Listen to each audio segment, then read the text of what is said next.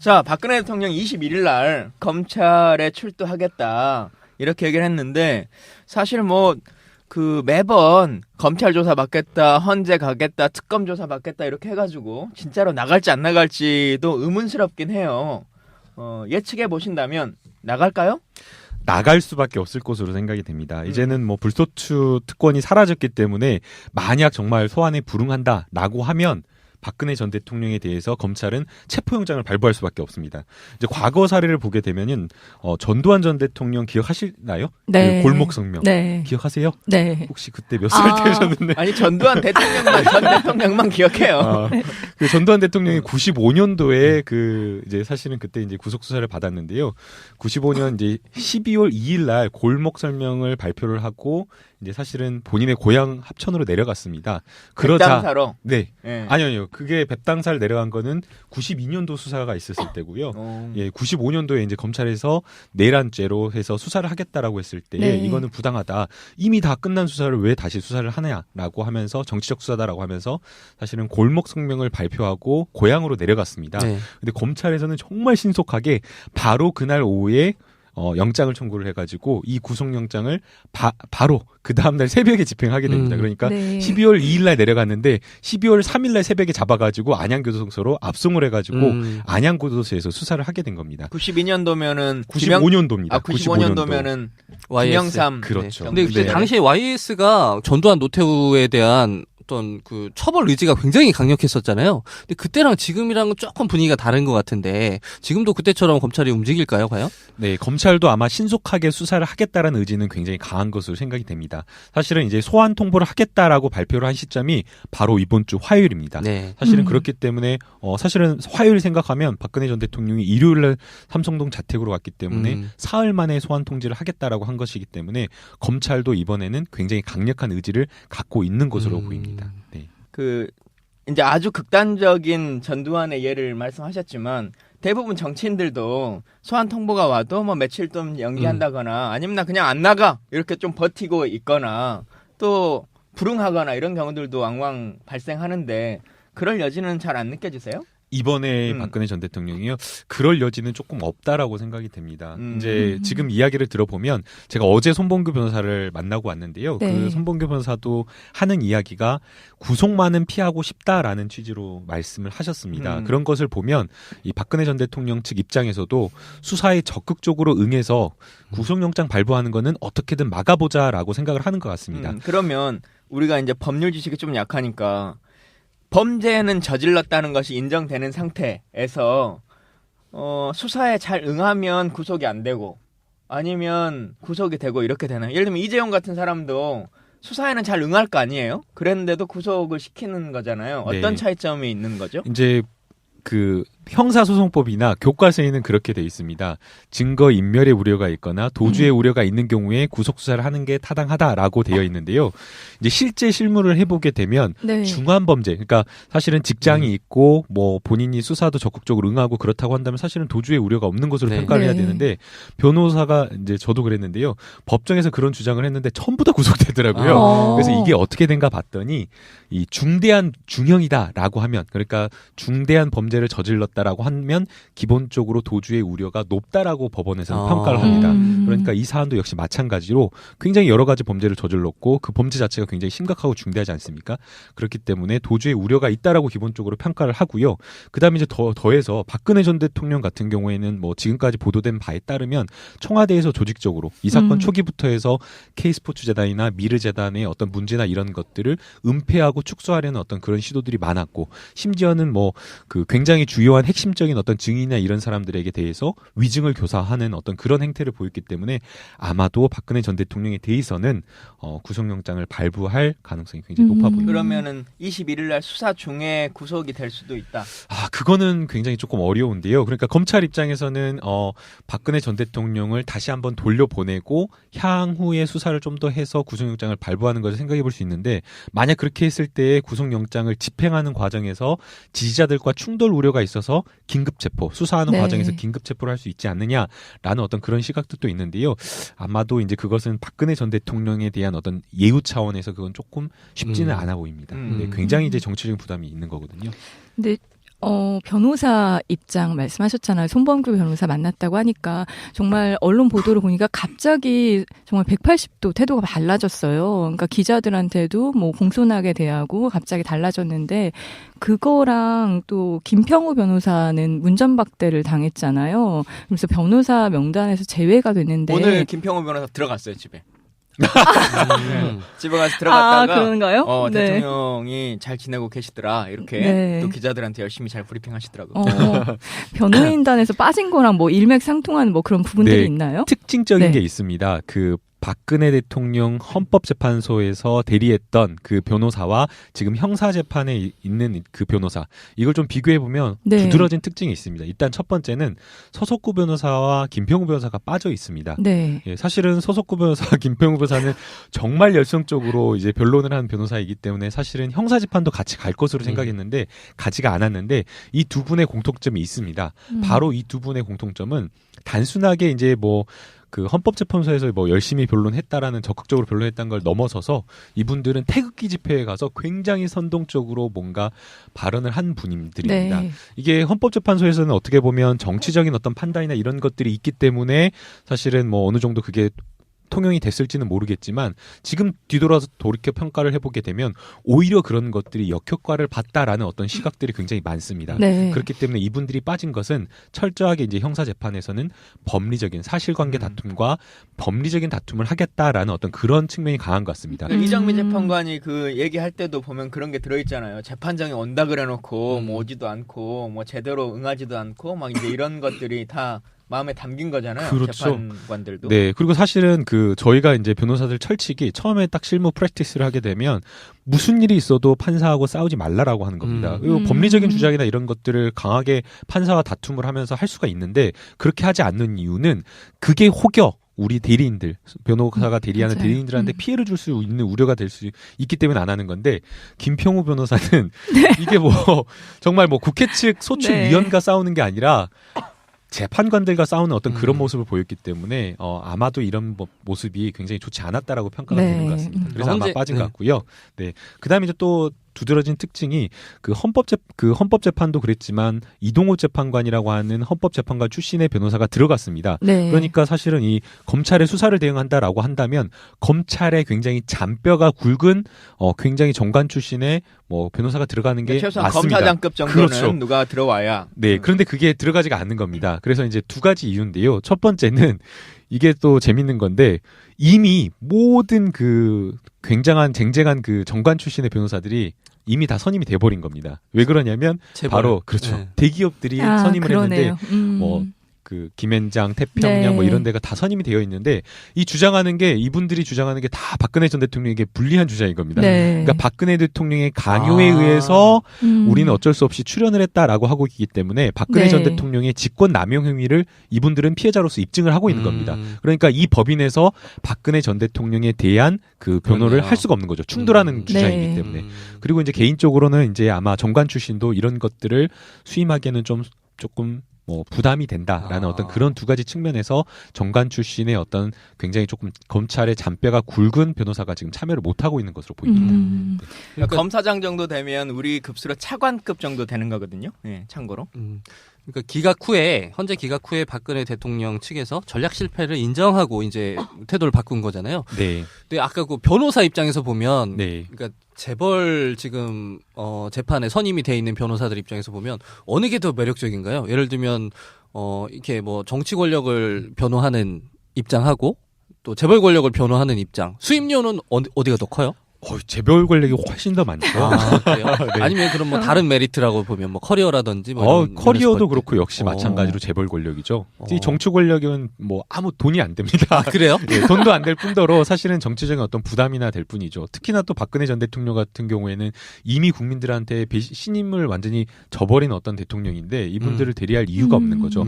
과거사를 보게 되면 그 이건희 뭐 회장과 이맹희 그 네. 형이죠. 그 재벌가 그 상속 분쟁 소송을 이걸 보게 되면 무려 재벌가에서 받은 그 수임료가 60억 정도가 됐어요. 어마어마한 돈이죠. 그러니까 뭐 법인 입장에서 변호사 입장에서는 박근혜 전 대통령이냐 아니면은 뭐 SK냐 삼성이냐 이런 걸 생각을 해보면 전혀 뭐 고민의 대상이 되지 않습니다. 네. 이럴 수 있잖아요. 그러니까 김앤장이다 치면 김앤장에서 뭐 삼성에서도 뭐 의뢰가 올 수도 있고 박근혜에도 의뢰가 올 수 있는데 이걸 두 개를 동시에 이게 입장이 다르기 때문에 한 그 법인에서 이거 두 개를 다 동시에 할 수는 없다는 지금 이야기인 맞습니다. 거죠. 네네네. 네. 그렇게 되면 서로 근데 어쨌든 개별 변호인들이 변호 활동을 하는 건데도 그런가요? 네, 법인이기 때문에, 그러니까 사실은 이제 개별 네. 변호사이기 때문에 상관이 없다라고 생각하실지 모르지만, 이제 법인은 이제 하나의 법인 속에 여러 변호사들이 소속돼 있기 때문에 네. 충돌하게 되는 거고요.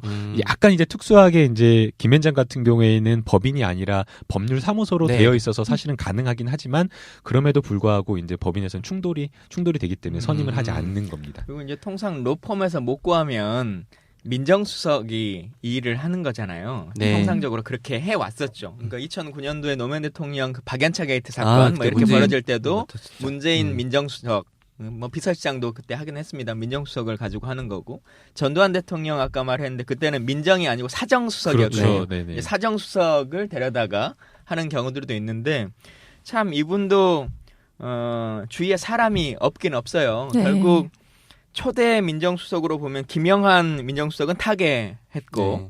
그다음에 곽상도 민정수석은 국회의원이 돼가지고 이제 이걸 해줄 수 있는 상황이 못 되고 최재경은 본인이 거절했다 그래요. 그리고 마지막 이제 우병우 민정수석은 지금 본인도 동시에 재판을 받고 있는 사람이기 네. 때문에 이걸 변호해줄 수가 없는 거죠. 그래서 네. 진짜 주위에 지켜줄 수 있는 사람이 최순실 하나밖에 없는. 끝까지 가는 사람은 최순실밖에 없는. 한 명 있네요. 황교안 군한테 황교안이 옷을 벗어야 옷을 벗어가지고 해주니까. 나와가지고 도와줄 네. 수 있을지 모르겠네요. 네. 그만한 대한민국의 장관이었긴 할 텐데 대통령 권한대행 출신에 어이구 참. 근데 어쨌든 지금 언론에서 나오는 걸 보면 이재용과 그 박근혜의 대질 조사가 되느냐, 성립이 될까, 가능할까, 뭐 이런 얘기들이 계속 나오고 있어요. 그 부분은 어떻게 보세요? 대질의 필요성은 굉장히 높아 보입니다. 그러니까 박근혜 전 대통령의 그 핵심적인 어떤 범죄 혐의가 뇌물죄와 제3자 뇌물죄인데요. 그 뇌물죄와 제3자 뇌물죄를 직접적으로 입증하는 진술을 해주고 있는 부분이 바로 박근혜 전 대통령과 이재용 부회장 사이의 독대입니다. 네. 그러니까 그 독대 과정에서 부탁을 했고 이 부탁을 받은 서로 간에 부탁을 했고 부탁을 받아서 박근혜 전 대통령이 안종범 수석을 통해서 지시를 했다는 내용이기 때문에 네. 사실은 두 사람의 어떤 진술이 어긋난다, 그러니까 배치가 된다라고 하면 사실은 대질의 가능성이 굉장히 높아 보입니다. 그러니까 이재용 부회장뿐만 아니라 안종범 수석 또는 심지어는 최순실 씨와의 대질이 굉장히 필요한 상황인데요.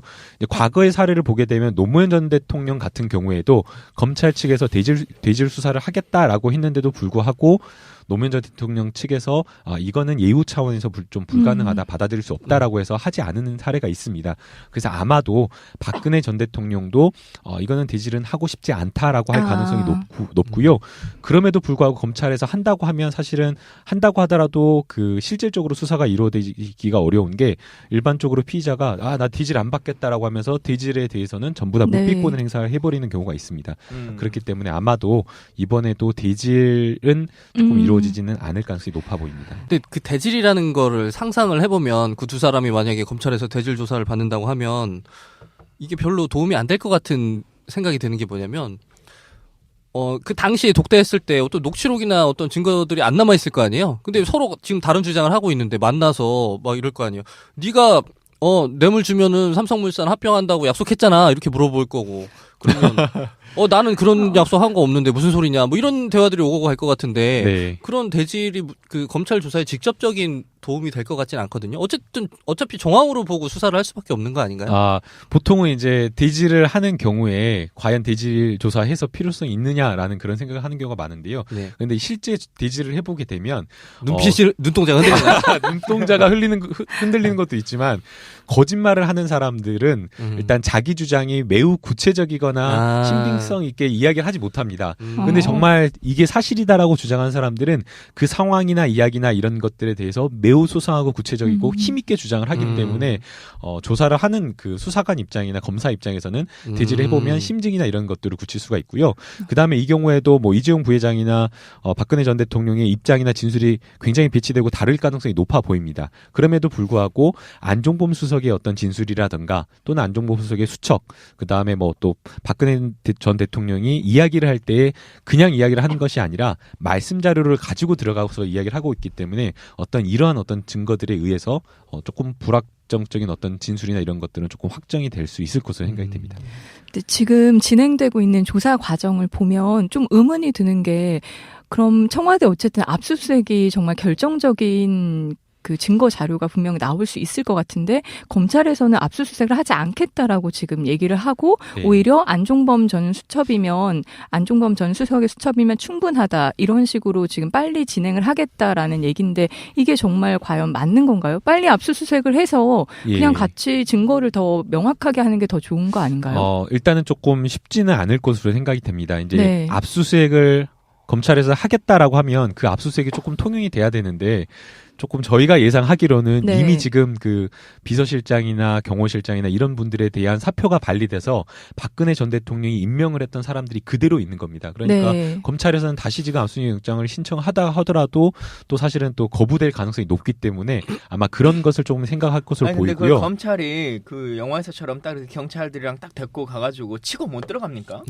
그러니까 저도 그걸 주장하는데요. 사실은 치고 들어가가지고 압수수색을 방해하는 것은 공무집행 방해를 해가지고 네. 긴급체포해버리고 현행범 체포를 해버리고 그런 식으로 조금 밀고 들어가야 된다고 생각을 합니다. 왜 그러냐면 이 그 형사소송법에서 규정을 하고 있는 그 110조와 111조로 보게 되면 중대한 국가의 이익을 해하지 않는 이상은 이 압수수색 영장 집행을 방해해서는 안 된다라고 지금 규정을 하고 있기 때문에 지금 청와대에서 이 방해를 하고 있는 것 자체가 정당한 공무라고 보여지지가 않거든요. 네. 근데 이제 그럼에도 불구하고 검찰과 청와대가 충돌하는 모습을 보이기 어렵기 때문에 아마 그렇게 하지 않은 것으로 보이고요. 그다음에 이제 일반적으로 압수수색이라고 하는 것이 수사의 가장 초기 단계에 하는 겁니다. 네. 근데 이제 지금 이미 박근혜 전 대통령의 수사나 이런 부분이 상당한 정도로 입증이 되었고 공범자들의 진술이나 뭐 증거들이 충분히 차고 넘치기 때문에 아마도 굳이 해서 아마 받아지지 않을 어떤 그런 것들을 압수수색을 하지 않겠다라는 그런 입장인 것 같습니다. 이런 측면도 있지 않을까요? 그러니까 박근혜 대통령이 어쨌든 청와대에 머물고 있을 때는 이게 압수수색이라는 것 자체가 하나의 제스처고 좀 상징적인 의미가 있는 거잖아요. 근데 지금 만약에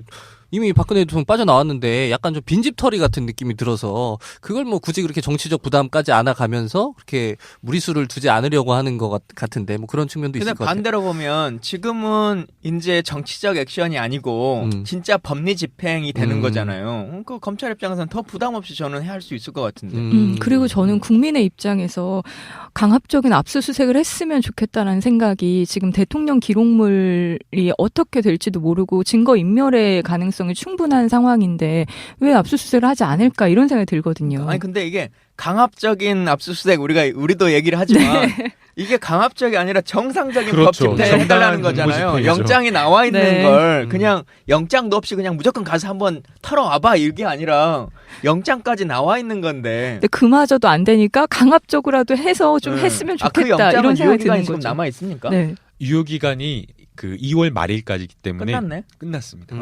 못 가는구나. 근데 그 실효성이라는 측면에서 그러니까 박근혜 대통령이 있을 때는 없을 때는 좀 다를 것 같아요. 그러니까 박근혜 대통령이 머물고 있을 때 압수수색을 가는 건 이거는 진짜 그 뭐라 그럴까 뭐 굉장히 유효한 압박 수단일 수도 있고 국민들에게 보여주는 어떤 특검의 의지 같은 걸 보여줄 수도 있는데 지금 없는 상태에서는 그런 실효성은 좀 많이 사라진 것 같아요. 그러니까 갑자기 지금 네. 박근혜 전 대통령 비호하는 것입니까, 편집장님? 그럼에도 불구하고 압수수색을 해야 되는 이유는 아까 이야기한 것처럼 갑자기 말 아까까지 비밀거리니까 안 해도 된다 이렇게 했는데 갑자기 얼굴이 빨개지셨어요, 편집장님? 아니요, 그렇지 않아요. 얼굴 전혀 빨개지지 않았습니다. 빨개졌어요 지금. 그런가요? 아 근데 압수수색을 해야죠. 압수수색은 강력하게 해야 제가 됩니다. 이런 경우가 네. 많았어요. 그 방송에서 이야기를 하는데 다 이야기를 하고 이래서는 뭐 이런 측면이 있는데 제 이야기는 궁극적으로 끝에하는 이야기인데 잘려버리죠. 그러니까 잘려가지고 박근혜 대통령의 생각 입장이다 이럴 것이다라고 말하고 뒤에서는 정말 그래서는 안 된다라고 말을 하려고 하는데 앞에서 잘려가지고 뒤에는 갑자기 제가 갑자기 침박이 되는 그런 경우가 많았는데요. 이게 시사정서 초반에 그런 경우가 되게 많았어요.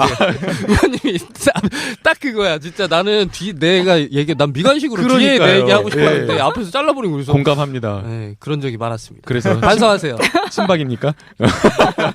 진박입니다. 아 침박입니다. 그 앞에 얘기를 하다가 하나 좀 빼먹은 건데 그 구속이라고 하는 걸 할 때 도피의 우려가 없다라고 하는 얘기들을 많이 하잖아요. 네. 그 연관해서 많은 국민들이 생각하는 게 박근혜 대통령은 출국 금지 안 하냐, 해외 혹시 나가버리면 검찰이 조사 못하는 거 아니냐 이런 얘기들이 많은데 그 피의자 신분이 되고 이렇게 조사를 받게 되면 자동적으로 해외 출국이 안 되거나 뭐 그러지는 않는 거죠. 따로 이걸 뭐 신청을 해야 되는 네, 거죠. 출국 금지 신청을 따로 하는 경우가 많고요. 그 다음에 이제 일반적인 어떤 그냥 가벼운 범죄나 이런 것들은 출국 금지 신청을 따로 하진 않고요.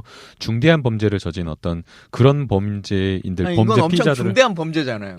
그러니까 뭐 박근혜 전 대통령 같은 경우에는 뭐 상징적으로라도 그러니까 과연 박근혜 전 대통령이 도망갈 도주의 우려가 있느냐 뭐 그런 생각을 하시는 분들이 있는데요. 아니 그게 도주가 아니라 나 좀 머리 좀 식히려고 아니 우리도 그럴 수 있잖아요. 아 이제 나 진짜 너무 힘들다. 머리 좀 식히러 한 보름간만 어디 스위스라도 좀 뭐 다른 일도 겸해서 볼 겸 갔다 와야겠다. 은행에 절대 안 갈 거다 이렇게 하면서 굳이 네. 이 시점에서 네. 그렇죠? 스위스를 갈 일이 갑자기 생기거나 뭐 이럴 수도 있잖아요. 그러니까 뭐 실효성이나 이런 걸 저런 걸 떠나서 정말 만에 하나라는 게 있지 않습니까? 만에 하나 정말 박근혜 전 대통령이 정말 갑작스럽게 새벽에 출국을 해버린다라고 하면 그때 뭐 출국 금지 조치를 할 수는 있는 상황이 아니어버리거든요. 그것도 판사가 영장을 동의해줘야 아닙니다. 됩니까? 영장이 필요 없이 법무부에다가 그 검찰이 신청을 하면 되는 거기 때문에 예, 법원의 영장이 필요가 없습니다.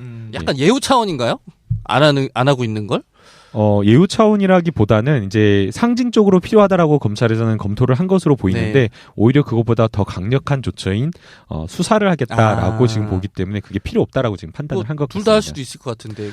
네. 어저께 그 박근혜 집에서 그 창문을 가린 차량이 빠져나갔다 그러잖아요. 네. 그런 거 보면서 국민들이 불안해할 수 있죠. 아, 박근혜 저거 도망가는 거 아니야? 저거 빨리 뭔가 이렇게 뭐 밀항이라도 해가지고 저기 뭐 중국이나 뭐 일본 같은 데로 빠져나가는 거 아니냐 이런 불안감을 갖고 있는데. 설마 밀항 이런 거 하겠어요? 정상적으로 그냥 비행기 타고 어디 잠깐 여행을 갈 수는 있어도 아무리 그래도 뭐 밀항을 해요. 밀항을 계획하신 거 아닙니까? 아니 그 새우잡이 같은 거 타고 영화에서 나오듯이. 편집장님 계획하신 거 아니에요? 밀항을? 너무 그 박근혜 대통령 측의 입장으로 서석구 변호사 얘기를 하고 있어. 아니 박근혜가 밀항을 할 수 있다는데 왜 서석구가 나와? 황해 같은 영화 황해 보셨어요? 그리고 뭐 보면은 무슨 창고 같은데 들어가가지고 밀항하고. 아이 왜 그래요 진짜. 그러면 제가 인정하겠습니다. 네. 밀항은 안 하시는 걸로. 그럼. 네. 하는 게 타당하다라고 되어 있는데요. 이제 실제 실무를 해보게 되면 네. 중한 범죄, 그러니까 사실은 직장이 있고 뭐 본인이 수사도 적극적으로 응하고 그렇다고 한다면 사실은 도주의 우려가 없는 것으로 네. 평가를 해야 네. 되는데 변호사가 이제 저도 그랬는데요.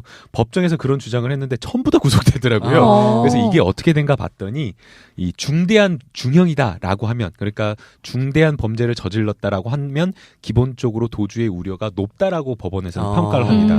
그러니까 이 사안도 역시 마찬가지로 굉장히 여러 가지 범죄를 저질렀고 그 범죄 자체가 굉장히 심각하고 중대하지 않습니까?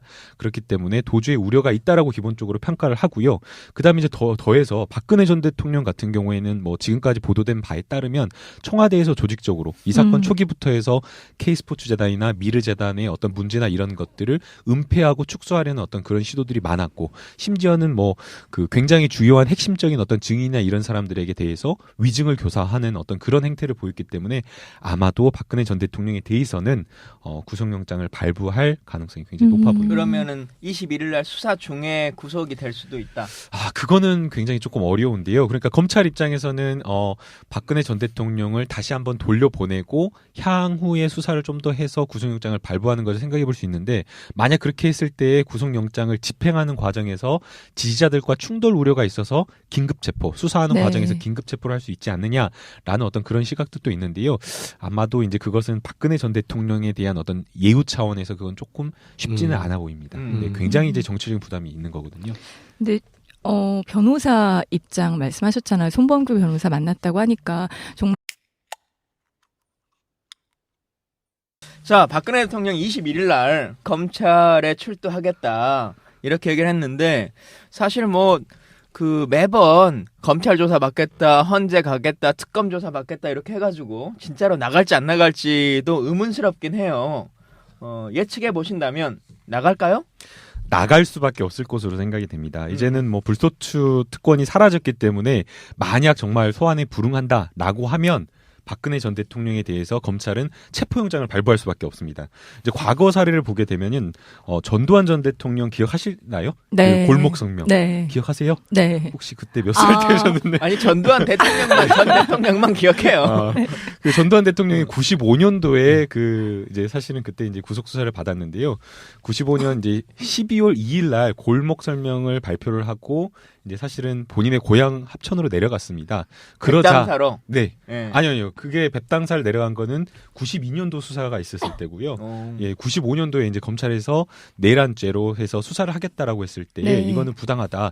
이미 다 끝난 수사를 왜 다시 수사를 하냐라고 하면서 정치적 수사다라고 하면서 사실은 골목 성명을 발표하고 고향으로 내려갔습니다. 네. 근데 검찰에서는 정말 신속하게 바로 그날 오후에 영장을 청구를 해가지고 이 구속영장을 바로 그 다음날 새벽에 집행하게 됩니다. 그러니까 네. 12월 2일날 내려갔는데 12월 3일날 새벽에 잡아가지고 안양교도소로 압송을 해가지고 안양교도소에서 수사를 하게 된 겁니다. 92년도면은 95년도입니다. 95년도면은 김영삼. 그렇죠. 근데 그때 네. 당시에 YS가 전두환 노태우 막 이제 이런 것들이 다 마음에 담긴 거잖아요. 그렇죠. 재판관들도. 네, 그리고 사실은 그 저희가 이제 변호사들 철칙이 처음에 딱 실무 프랙티스를 하게 되면 무슨 일이 있어도 판사하고 싸우지 말라라고 하는 겁니다. 그리고 법리적인 주장이나 이런 것들을 강하게 판사와 다툼을 하면서 할 수가 있는데 그렇게 하지 않는 이유는 그게 혹여 우리 대리인들, 변호사가 대리하는 맞아요. 대리인들한테 피해를 줄 수 있는 우려가 될 수 있기 때문에 안 하는 건데 김평우 변호사는 이게 뭐 정말 뭐 국회 측 소추위원과 싸우는 게 아니라 재판관들과 싸우는 어떤 그런 모습을 보였기 때문에 아마도 이런 모습이 굉장히 좋지 않았다라고 평가가 네. 되는 것 같습니다. 그래서 아마 현재- 빠진 네. 것 같고요. 네. 그다음에 이제 또 두드러진 특징이 그 헌법재판도 그랬지만 이동호 재판관이라고 하는 헌법재판관 출신의 변호사가 들어갔습니다. 네. 그러니까 사실은 이 검찰의 수사를 대응한다라고 한다면 검찰에 굉장히 잔뼈가 굵은 굉장히 정관 출신의 뭐 변호사가 들어가는 게 최소한 맞습니다. 검사장급 정도는 그렇죠. 누가 들어와야. 네, 그런데 그게 들어가지가 않는 겁니다. 그래서 이제 두 가지 이유인데요. 첫 번째는 이게 또 재밌는 건데 이미 모든 그 굉장한 쟁쟁한 그 정관 출신의 변호사들이 이미 다 선임이 돼버린 겁니다. 왜 그러냐면 재벌. 바로 그렇죠. 네. 대기업들이 선임을 그러네요. 했는데 뭐 그 김앤장, 태평양 네. 뭐 이런 데가 다 선임이 되어 있는데 이 주장하는 게 이분들이 주장하는 게 다 박근혜 전 대통령에게 불리한 주장인 겁니다. 네. 그러니까 박근혜 대통령의 강요에 의해서 우리는 어쩔 수 없이 출연을 했다라고 하고 있기 때문에 박근혜 네. 전 대통령의 직권 남용 행위를 이분들은 피해자로서 입증을 하고 있는 겁니다. 그러니까 이 법인에서 박근혜 전 대통령에 대한 그 변호를 그러네요. 할 수가 없는 거죠. 충돌하는 주장이기 네. 때문에. 그리고 이제 개인적으로는 정말 언론 보도를 보니까 갑자기 정말 180도 태도가 달라졌어요. 그러니까 기자들한테도 뭐 공손하게 대하고 갑자기 달라졌는데 그거랑 또 김평우 변호사는 문전박대를 당했잖아요. 그래서 변호사 명단에서 제외가 됐는데 오늘 김평우 변호사 들어갔어요 집에. 집에 가서 들어갔다가 그런가요? 네. 대통령이 잘 지내고 계시더라 이렇게 네. 또 기자들한테 열심히 잘 브리핑하시더라고요. 변호인단에서 빠진 거랑 뭐 일맥상통하는 뭐 그런 부분들이 네. 있나요? 특징적인 네. 게 있습니다. 그 박근혜 대통령 헌법재판소에서 대리했던 그 변호사와 지금 형사재판에 있는 그 변호사 이걸 좀 비교해 보면 네. 두드러진 특징이 있습니다. 일단 첫 번째는 서석구 변호사와 김평우 변호사가 빠져 있습니다. 네. 예, 사실은 서석구 변호사와 김평우 변호사는 정말 열성적으로 이제 변론을 하는 변호사이기 때문에 사실은 형사재판도 같이 갈 것으로 생각했는데 가지가 않았는데 이 두 분의 공통점이 있습니다. 바로 이 두 분의 공통점은 단순하게 이제 뭐 그 헌법재판소에서 뭐 열심히 변론했다라는 적극적으로 변론했다는 걸 넘어서서 이분들은 태극기 집회에 가서 굉장히 선동적으로 뭔가 발언을 한 분들입니다. 네. 이게 헌법재판소에서는 어떻게 보면 정치적인 어떤 판단이나 이런 것들이 있기 때문에 사실은 뭐 어느 정도 그게 통용이 됐을지는 모르겠지만 지금 뒤돌아서 돌이켜 평가를 해보게 되면 오히려 그런 것들이 역효과를 봤다라는 어떤 시각들이 굉장히 많습니다. 네. 그렇기 때문에 이분들이 빠진 것은 철저하게 이제 형사 재판에서는 법리적인 사실관계 다툼과 법리적인 다툼을 하겠다라는 어떤 그런 측면이 강한 것 같습니다. 이정미 재판관이 그 얘기할 때도 보면 그런 게 들어있잖아요. 재판장이 온다 그래놓고 뭐 오지도 않고 뭐 제대로 응하지도 않고. 에 대한 어떤 그 처벌 의지가 굉장히 강력했었잖아요. 근데 그때랑 지금이랑은 조금 분위기가 다른 것 같은데 지금도 그때처럼 검찰이 움직일까요, 과연? 네, 검찰도 아마 신속하게 수사를 하겠다라는 의지는 굉장히 강한 것으로 생각이 됩니다. 사실은 이제 소환 통보를 하겠다라고 발표를 한 시점이 바로 이번 주 화요일입니다. 네. 사실은 그렇기 때문에 사실은 화요일 생각하면 박근혜 전 대통령이 일요일날 삼성동 자택으로 갔기 때문에 사흘 만에 소환 통지를 하겠다라고 한 것이기 때문에 검찰도 이번에는 굉장히 강력한 의지를 갖고 있는 것으로 보입니다. 네. 그 이제 아주 극단적인 전두환의 예를 말씀하셨지만 대부분 정치인들도 소환 통보가 와도 뭐 며칠 좀 연기한다거나 아니면 나 그냥 안 나가 이렇게 좀 버티고 있거나 또 불응하거나 이런 경우들도 왕왕 발생하는데 그럴 여지는 잘 안 느껴지세요? 이번에 박근혜 전 대통령이요. 그럴 여지는 조금 없다라고 생각이 됩니다. 이제 지금 이야기를 들어보면 제가 어제 손범규 변호사를 만나고 왔는데요. 네. 그 손범규 변호사도 하는 이야기가 구속만은 피하고 싶다라는 취지로 말씀을 하셨습니다. 그런 것을 보면 이 박근혜 전 대통령 측 입장에서도 수사에 적극적으로 응해서 구속영장 발부하는 거는 어떻게든 막아보자라고 생각을 하는 것 같습니다. 그러면 우리가 이제 법률 지식이 좀 약하니까 범죄는 저질렀다는 것이 인정되는 상태에서 수사에 잘 응하면 구속이 안 되고 아니면 구속이 되고 이렇게 되나요? 예를 들면 이재용 같은 사람도 수사에는 잘 응할 거 아니에요? 그랬는데도 구속을 시키는 거잖아요. 어떤 네. 차이점이 있는 거죠? 이제 그 형사소송법이나 교과서에는 그렇게 돼 있습니다. 증거 인멸의 우려가 있거나 도주의 우려가 있는 경우에 구속수사